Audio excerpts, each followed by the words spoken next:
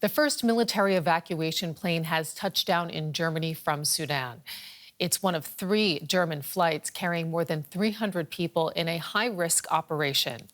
Battles are raging for a second week between forces aligned to 2 rival generals. At least 420 people have been killed and thousands more wounded in the violence. Foreign governments are scrambling to bring their citizens to safety as the fighting shows no sign of abating. A Jordanian military plane touches down in Amman. Its mission to bring its citizens to safety successfully completed. Sudan's rapid slide into conflict has left thousands stranded. The international community is now striving to evacuate foreign aid workers and diplomats still trapped in the country. Today, 343 Jordanian citizens were evacuated from Sudan, as well as a number of Arab brothers, Palestinians, Iraqis, and Syrians, and citizens from Germany.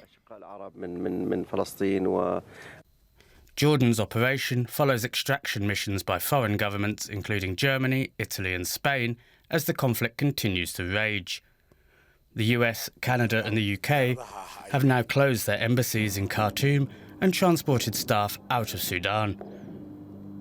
In response to escalating violence in Khartoum, and because of specific threats and violence directed towards diplomats in Khartoum, we have taken the decision to temporarily close the British embassy in Khartoum to evacuate the British diplomats. French officials said 2 rescue flights had taken around 200 people, including European Union delegates, to safety in Djibouti. The officials would not comment on reports of a French convoy coming under attack. Nonetheless, images such as these show the aftermath of fierce fighting in Khartoum on Sunday. The Sudanese army posted this video on social media. It allegedly shows a senior general inspecting troops, while this video appears to show the leader of the rival Rapid Support Forces near Khartoum's presidential palace. Altogether, these images suggest there won't be an end to the fighting anytime soon. And joining me now is Sudanese journalist Alsanosi Adam, who is following the developments in Sudan from Nairobi. Thank you so much for joining us this morning. What are you hearing about the situation on the ground right now in Khartoum? Thank you. Fight continues to this second week in Khartoum. We hear bombing and street fight between RSF and SAF, the Sudanese army. We hear also there was a battle near Kober Maximum Security Prison in Kafuri in Bahri, and that resulted in the release of all the detainees, including loyalists of the former regime and former President al-Bashir. And eyewitnesses saw on the street that prisoners were looting as they were fleeing from the area. Services continue to be down. There's no power, no access to clean water or medical treatment. Thousands continue to be trapped inside Khartoum, specifically in areas that are heavily affected by the conflict. Okay. That's Bahri, K2. And as you've highlighted there, major shortages of basic needs have been reported in the capital. Given all of that, how are civilians coping right now? I mean, Sudanese are resilient people. Most of them are taking care of their neighbors and sharing what they have. A lot more people actually don't have anything right now, and they're even with their own, if they even have some fund or some money, they can't access any basic food items. There is no aid yet to be delivered to people who are trapped inside Khartoum, and this is just is going to result in the coming days of like mass starvation in Khartoum, specifically the low-income Khartoum and the middle, where the areas mostly affected by the fight.